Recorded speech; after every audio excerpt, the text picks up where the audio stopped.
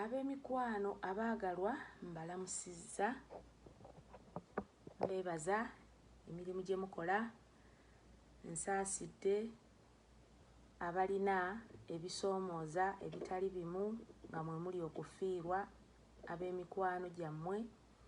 Nsaba Katonda abanyiga ebiwundu, ate era n'abalwazizza tusaba Katonda omuwonya awonye abalwadde. Olunaku lwa leero twagala okutunuulira omulandira ogwokutaano. Tukyaguliko nagukutulamu ebitundutundu nga njagala tubeere nga tuggusa ensonga.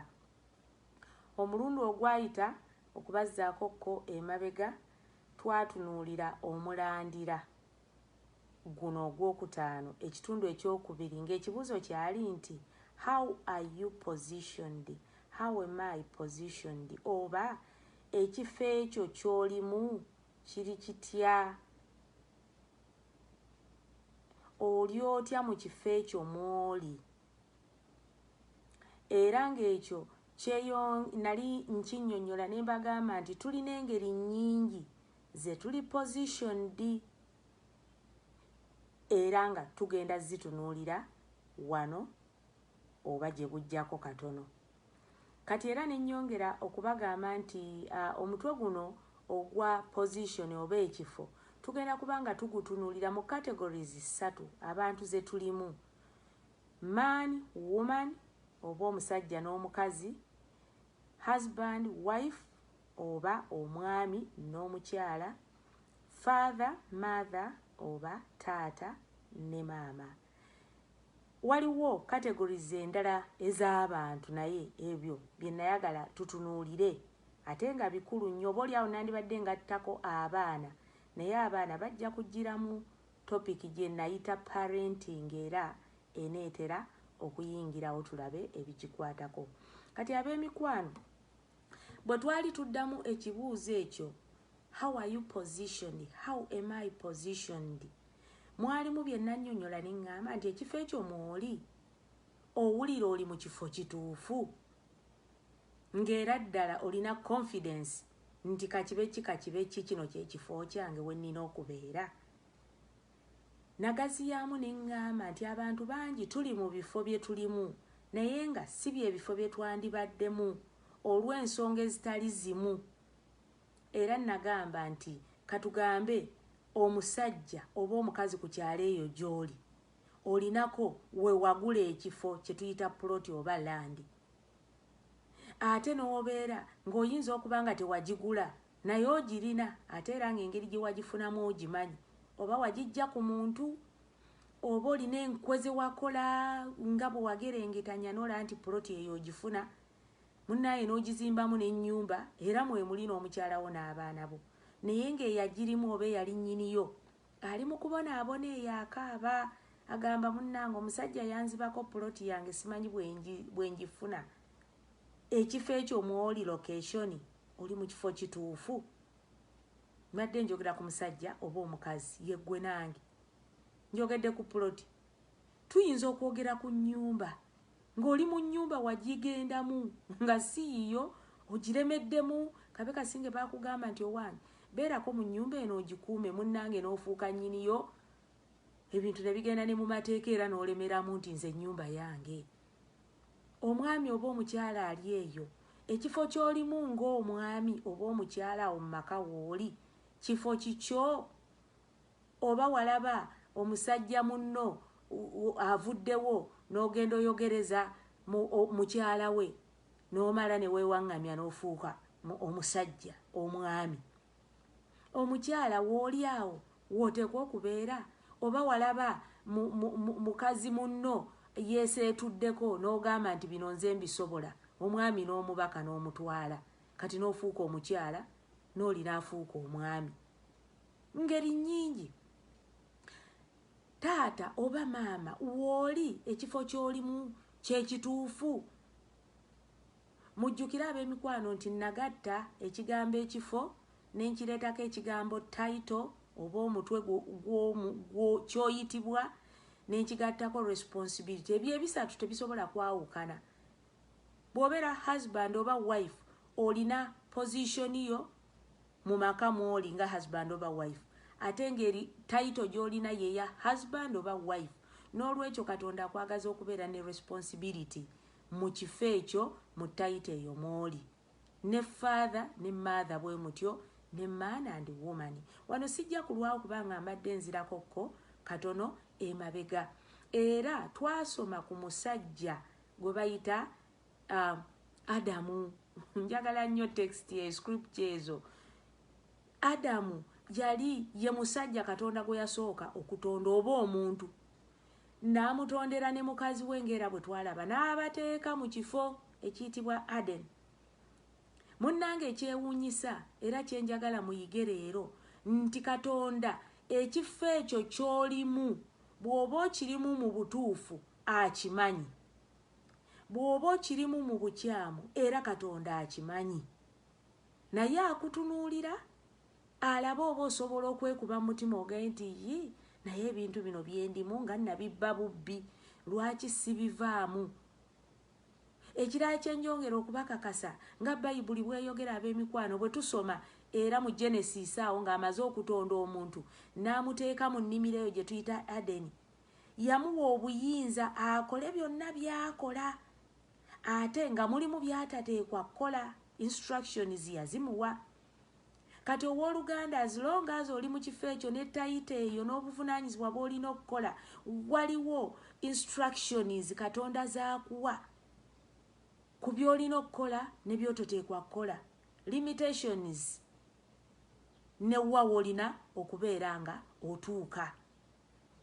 Era tulaba bwe twongera okusoma mu chapter 3 tujja kugisoma gye tugenda eyo mu topics endala. Tulaba nti Adamu ne Kaawa waliwo we bataakolera bulungi mu kifo Katonda kye bateekamu. Tebaatuukiriza buvunaanyizibwa bwabwe. They were correctly positioned. Ekifo kye baali mu kyali kituufu ne yabateekamu yali mutuufu naye munnange obuvunaanyizibwa tebaabutuukiriza era ogenda okukkakkana nga Katonda yennyini akoze ye kyayagala. Ekifo ekyo ne kifuuka no more to them. Ekifo ekyali ekyemirembe mwe baalina buli kintu kye beetaaga nga tebalaakinga kintu kyonna. It was no more. Era we waava entandikwa ya okubonaabona oba ebizibu Adamu bye yatuukako ffenna bye tusikira tutambulira mu layini eyo butakuuma kifo. Kaakati ab'emikwano Adamu bwe yava mu kifo Katonda najja yalina okujja. Kino kyenjagala okusembyayo nga mbadde ku kwanjula. Ekyo ekifo ky'olimu Katonda akuwookinga oba akutunuulidde byonna by'okola obikola naye olunaku lwe lujja kujja ajje. Kubanga ekifo ekyo ky'olimu akimanyi. Ye Katonda eyatonda eggulu n'ensi waliwo kye bamukweka. Kati munnange Adamu bye yakola mu Garden of Eden ndowooza yali alowooza nti ye yekka y'abiraba naye Katonda eyamuteekamu nga ye Katonda w'ennimiro eyo, Katonda ow'obuyinza amanyi buli kintu. Era Bayibuli egamba nti mu kawungeeza awo Katonda n'ajjako mu nnimiro abuuze ku mukwano gwe Adamu n'ebyaddirira byonna. Ab'emikwano waliwo olunaku lujja kujja nga Katonda ajjawo wooli mu kifo ekyo ky'olimu ggwe nange wonna oba olyani mu tayito gy'olimu n'obuvunaanyizibwa bw'oteekwa okukola akugambe kale jangu wano face to face akubuuza ebibuuzo oba mumalirize nga mugwisanyizza nga bwe tulaba Adamu ne Kaawa bwe baali. Olunaku lwa leero sijja kulwa nnyo kubanga ngenda nnyongereza ku ebyo ebisoose mu bitegedde. Tuli ku mulandira ogw'okutaano. Luli twali ku kitundu ekyokubiri eky'omulandira. Ekibuuzo kyali how are you positioned? How am I positioned? Kati olunaku lwa leero ekitundu eky'omulandira ogw'okutaano kye twagala tutunuulire mu bumpimpi kyekyokusatu era nga kirimu ebigambo bino nti ebifo bye tulimu tubifuna. Ebifo bye tulimu tubirabirira bisobole okubeerawo. Ate ebifo bye tulimu ekiseera kituuka ne biggwaawo. Mu Luzungu, positions are acquired, positions are maintained, positions are lost. Muwala wange Flora, sanyusa okukulaba, weebale kubeerako. Kaakati bwe tweyongerayo, tulina ekibuuzo. Wansi w'ekyo w'omutwe ogwo, part 3, positions are acquired, positions are maintained, positions are lost. Kaakati ekibuuzo kye tulina ekisooka under that heading kigamba nti how do people acquire positions?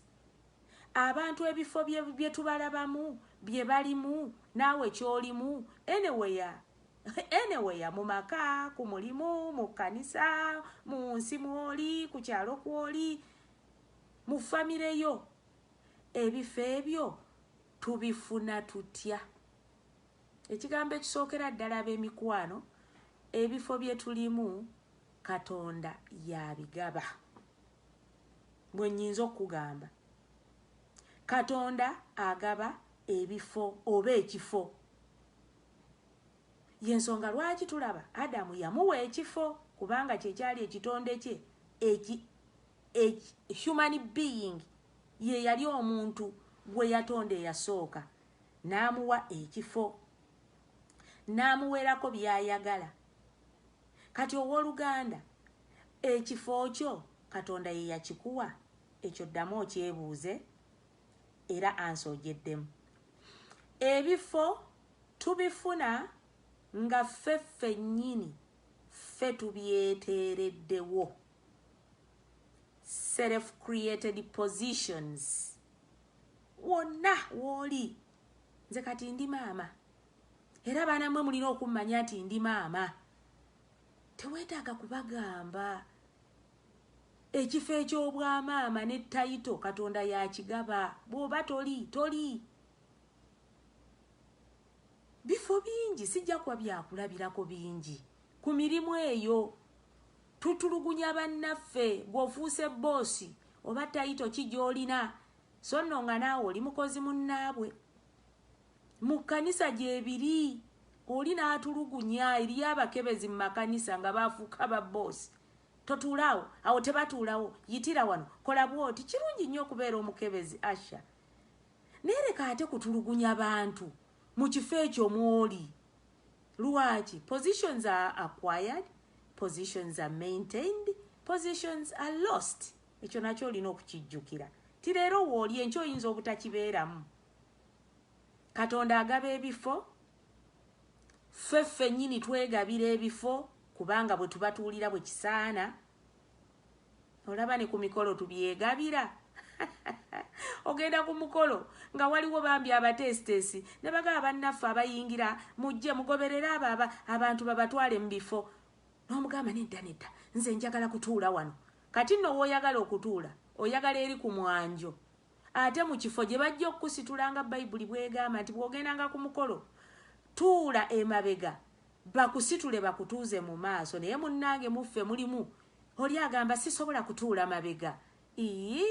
Tayito ki gy'olina munnange ekuyisaawo mu maaso? Kubanga ejja kubaayo abatayito bajje ne kaadi zaabwe nga ziriko kasita akalaga nti ebyo byebifo byabwe. Olumu tubisanga nga biri reserved, akapapula akaliko reserved ne tukasitulawo.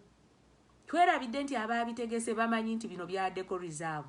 Kati bwajja okukikusitulamu nokambuwala nnyo n'oyomba n'obagamba kyetuva tetujja ku mikolo gyammwe. Ekifo abamu tukifuna mu kusika ng'abasika, inheritance. Obusika bugaba ebifo. Ekifo eky'obusika kiri culture era omuntu bw'akifuna tewali nsonga lwaki abalala mukikaayanira mu kitwale oba mumutte oba mumugjewo.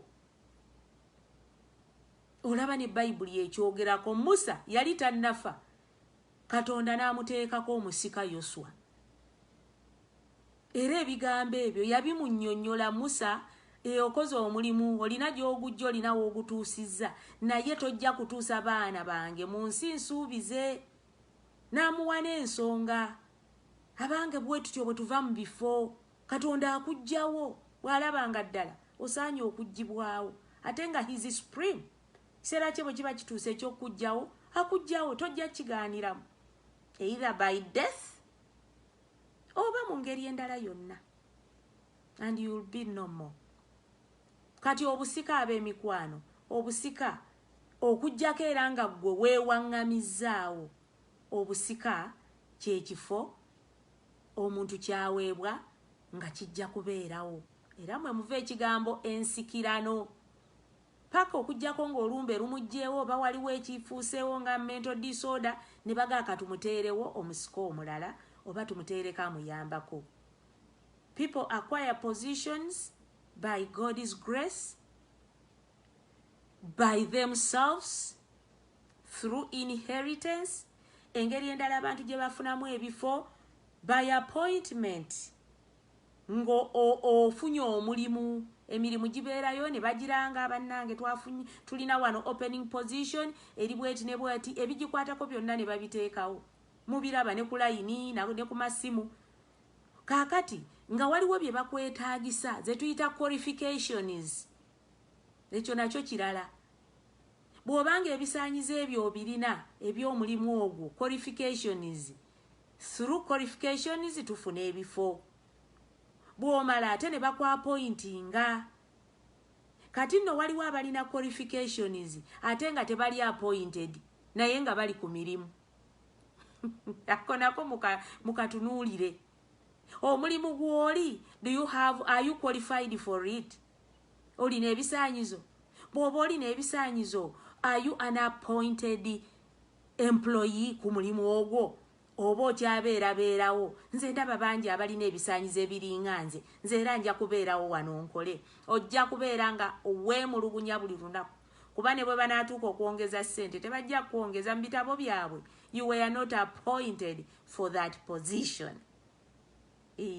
Nga njogera ebigambo bizito abamu tubeera appointed mu culture ekyo nkyogeddekoko si kusikira kwokka muntu afudde oba agenda kuvaawo naye culture zirina engeri gye zikolamu ebintu nga bayinza okugamba nti ono muwe ekifo bwe kiti kati mutunuulire Nigeria eyo waliwo kye bayita chiefdom era abantu bangi betubeera nabo ba Nigeria naye ng'akugamba nti amwa chief kati nno ffe ewaffe eri gyenva chief kyali positioning olina kukola ku ggombolola oba mu bifo bwe bito naye eno mu culture yaabwe kifo title y'amaanyi era n'obuvunaanyizibwa bw'amaanyi mujjukire nti ekifo kitambula ne title kitambula n'obuvunaanyizibwa totwalako kimu ebirala n'obireka abamu muli mu bifo olw'okuganja favor Katonda abataddeko okuganja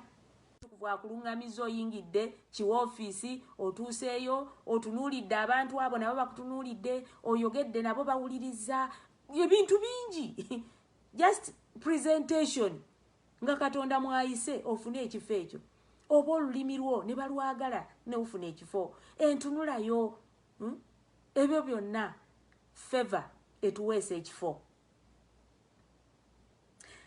Taking responsibility oba okubeera n'obuvunaanyizibwa bukuweesa ekifo abantu bangi tukuusidde mu bifo mwe tuli tetuvaamu tetuseetuka from day 1 to year 10 12 20 50 oli mu kifo kimu tolina promotion abajja be bakuyitako kiki oli wa buvunaanyizibwa ekimala oyinza okuba munnange oba akuweera omulimu ne bwe bakola evaluation performance evaluation gwe tebalirabayo ke bakuweerako tiiki oyo tukuumirawo mukozi waffe ali awajjuza ekifo abooluganda ekifo mumanye ebitambula n'ekifo ekirala commitment okwewaayo kwo mu kifo ekyo mwoli ne tayito yo kuli kutya nawulirako era mmanyi gyebiri ewaffe eyo sijja kwogerayo gye tuva ng'omuntu munnange yasoma nnyo ebitabo bye era alina ekifo ky'amaanyi mu woofiisi naye ng'asimbye abantu layini ne baddako n'ebweru ne babeerako mu buti bawulire ku mpewo amagulu gabakooyezza gabaluma ng'omuntu asimbizza layini bwe yazze n'ayingira ku makya mu woofiisi n'ajjako ekkooti n'agiteeka ku ntebe ne ku mmeeza n'ateekawo environment eraga nti I am in office naye nga taliiwo kooti yeeri mu ntebe n'agenda olunaku lwonna ne lwetooloola ng'akola bibye his own business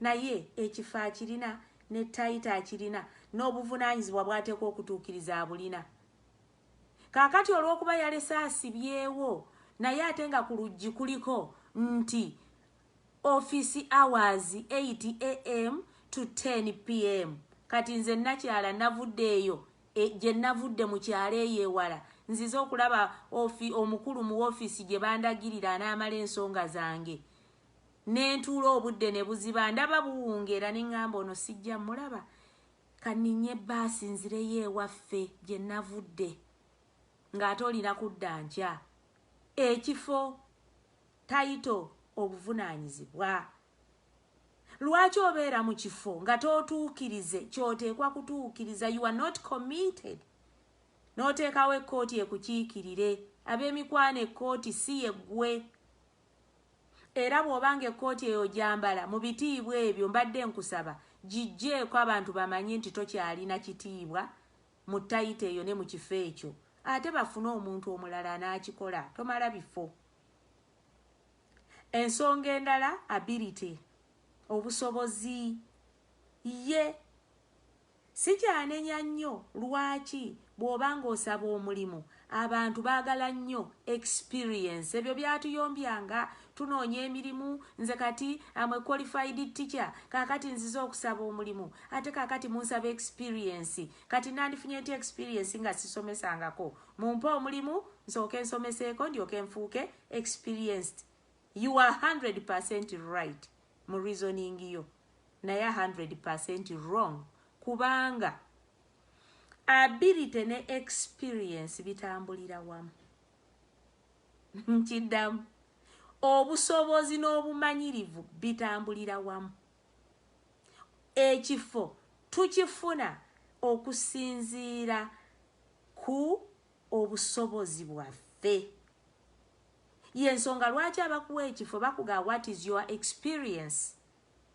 kati bwe bamala okumanya nti ndi musomesa mutendeke nasomesaako emyaka 25 wow you a senior teacher era awo baba excited okuhayaringa njogera mu bya ofiisi naye neyo yonna gy'oli mu kifo ky'olimu kati bwe bakuhayaringa bakuwaayo ekyo ekiseera kye bayita probation baba bakutunuulira omuntu asomeseza emyaka 23 mu myezi egyo 2-3 wateekwa okubaawo ky'olaga ekiraga nti you are experienced wakiri mu njogerayo wakiri mu nkolayo ey'ebintu wonna w'oli omulimu gwonna gw'okola kati ebintu ebyo emitendera gye tuyitamu ab'emikwano tulemenga okubinyiigiramu ate kaakati nze bampadde omulimu kaakati bandi ku probation eyo probation baŋŋambye bagenda kumpa ssente half a pay mu kifo ky'okutandika okunsasulirawo tosaana kuweebwa full pay kuba oli ku probation ate even before probation waliwo kye bayita orientation eyo naye ogyetaaga ebyo byonna tuli bisoma gye bujja kuba si gwe muto gwe tuliko ensonga endala depending on where you are tulina ekigambo ekiyitibwa education level okusinziira ku kifo kyofunye oba kye bakuwadde wonna w'oli oba katonda kyakuwadde ng'ojja kukolera mu by'olina okukola nga byetaagisa omuntu okubeera educated bameka kummwe benjogera nabo nange ayogera nga oli mu kifo naye nga tolina level y'education ekusaanyiza okubeera mu kifo ekyo n'omenya abalala bwe batuuka okulonda minisita mu gavumenti gw'osooka ku layini tojja kusobola kukola bintu katugambe bakutadde mu ministry ya byabulamu tolina any education level babo obogirina eri very low compared ku level gye wandibaddeko. Ogenda kulembera ba doctor, ogenda kulembera ba professor, ogenda kulembera abantu abali mu bifo ebya obuyigirizo obwa waggulu. Siganye Katonda akuwa obusobozi, naye tukkirize ebifo ebyo bye twewaŋŋamyamu Katonda abironderemu abantu abatuufu. Ffe asobola okututeeka under them ne tuyiga ne tubeera mentored. Ekyo tetwagala kiwulira. Kati Kasalina bw'abanga ye CEO ng'ate mwazaalibwa mwenna ku kyalo, n'oba ng'onoonya omulimu n'akugamba waliwo woofiisi gye wandize n'osaba omulimu, ayinza obutakugamba nti ye CEO. Bw'otuuka eri n'akwaniriza buli kimu n'akulaga nti eyi yaliwo. Kati obadde oyagala ki? Nzize kulaba wano CEO kubanga nina kino ne kino ne kino, nti nze CEO. Kati no position gy'oyagala okusinza qualifications zo tojja kugifuna, naye nja kuteeka ku bwa assistant. Okkiriza tokkiriza, bw'oddayo ku kyalo ng'obagamba bannanga abantu bazibu. Ono mwana wa gundi ono temumanyi ono gwe twasoma naye, ffenna twasoma ffenna primary. Kaali nno n'amagezi tekalina. Biki n'oyogera byonna by'oyogera. Tokaayanira kifo. Ab'emikwano tuleme okukaayanira ebifo. Saagala kugenda wala. How are positions acquired? Kiri wansi wa omutwe okugamba nti positions are acquired, positions are maintained, positions are lost. Kati olunaku lwa leero tutunuulidde engeri gye tufunamu ebifo. Katonda agaba ebifo. Ebifo tubifuna mu kusikira ababadde mu bifo ebyo naddala nga mu culture. Taata afudde balonda omusika ali mu layini ye n'abeera ng'akola ekyo. Ebifo ebimu ffeffe nnyini tubyewaŋŋamizzaamu kyekigambo ekituufu. Tebyatulonderwa, tebyatuweebwa, naye tufiirawo okulaba nti ffe tuli mu bifo ebyo. Ebifo ebirala tubifuna okusinziira ku qualifications zaffe. Olina ebikwetaagisa ebisaanyizo okubeera mu kifo ekyo. Tubifuna nga tufuna emirimu ne bakwapointinga. Ebifo ebimu tubifuna mu kalica. Kalica, omwana omuwala ajja kufumbirwa mu kalica ye ku myaka bwegiti, afumbirwa omusajja bw'ati. Kasita ofumbirwa ofuuse wife, afuuse husband. Ne mu ngeri endala zonna ze tubifunamu. Ebifo ebirala, it is God's favor. Okuganja nga kukutambulirako, kukulembera, kukwetoolola, kukudda emabega. Nga gwe ne bw'onoogenda mu ssomero ng'oyagala kuba student, ng'abalala babasaba ebisaanyizo, gwe munnange ojja kulaba bulabi nga bakuweereza ebbaluwa ekugamba nti tulina orientation ey'aba student, we expect you. Eyo gye tuyita favor. Katonda yagigaba. Obuvunaanyizibwa, tubeera mu bifo oba tugenda mu bifo nga n'obuvunaanyizibwa bukuweesa ekifo. Obaddewo nnaku 3 by'okoze bikufuula omuntu ow'omugaso ne bagamba ono nno alina obuvunaanyizibwa, katumuteeke mu kifo kino, yadde baakuwa ekifo nga si kyekyo. Okwewaayo kwo commitment. Engeri gy'oteekamu amaanyi, amagezi n'okutegeera mu ekyo ky'okola. Eriyo abantu nga tebali committed. Tafaayo oba bangobe. Ate twafuna eyo enjogera ya I don't care. Nga ne bw'obaako abakugamba munnange weeyise bulungi, omulimu abamu bakoolinga leero waali enkya taliwo. Olunaku ssaawa otekwa kukola 12 okolako 4. Bw'obeera ku mulimu gw'obeera ku ssimu, gw'obeera ku ki commitment. Nga n'abakuwa amagezi obategeeza you don't care. Emirimu mingi eri nja kufuna awalala. Ojja kubeera Rolling Stone. Bagamba nti Rolling Stone gathers no moss. Obusobozi bwo osobola okukola kye bakuweeredde ekifo ekyo. Omukyala oli mu maka, olina obusobozi bw'okubeera omukyala mu areas zonna. Bakulonze ku kyalo gwe LC chairman, obusobozi obulina. experience ogirina mu bintu byokola ne bwoba togirina ofuba okulaba nti ogifuna ng'oli committed obuyigirize ezo z'ensonga ze tutunuulidde ziringa 10 engeri omuntu gy'ofunamu position. Waliwo n'ensonga endala nnyingi oba engeri endala nnyingi z'oyinza gwe okulowoozaako naye ezo ze twogeddeko zirowoozeemu. Awo wonna wooli mu kifo wooli weebuuze nti wendi ndi bulungi ng'omaze okutegeera oba ekifo mwoli kye kituufu. Jjukira kye twasoma luli kati weebuuze kati nga mmaze okukakasa nti ekifo mwendi kye kituufu. Ensonga zino ze twogeddemu natuuka ntya mu kifo kino kye nsuubira okuba nti kye kituufu. But above all tulina okukimanya nti engeri zonna nga ziweddewo ezo Katonda asigala nga yagaba ebifo, yagaba tayito, yagaba obuvunaanyizibwa obutuufu kubanga olunaku lujja kukya yadde oli accountable eri omuntu oyo akutadde mu kifo naye ate oli accountable nnyo mu maaso ga Katonda kubanga ye overall yakuplacinga mu kifo ekituufu n'ebikigenderamu. Era y'ensonga lwaki tetulina kulagajjalira bye tulina kukola oba buvunaanyizibwa bwaffe mu bifo bye tulimu kubanga Katonda ajja kubitubuuza. Ab'emikwano nsaba nkome wano kweno video yaffe ey'Oluganda ngirikodinze live ababadde ku Facebook muteekwa okuba nga mubadde mulaba ate era eno video yennyini ngenda gisindika ku YouTube. Nzisindika mu Luganda ne mu Luzungu naye nga ze video zoogera ku kintu kye kimu. Kati ngenda kuddamu nteekeko ey'Oluzungu era omutwe gwe gumu. Leero tutunuulidde engeri abantu gye bafunamu ebifo. Tujja kwongera. Nkusaba bw'obanga oli naffe ng'olaba live banno babuulire babeere nga bateekako mu wiiki eyo at least video ejjayo omulundi ogumu babeere nga balaba.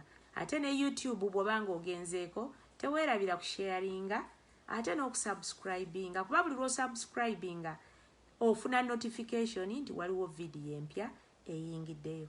Otherwise mwebale nnyo okubeera nange. Mukama abawe omukisa. Tuwuliziganye next week. Bye bye.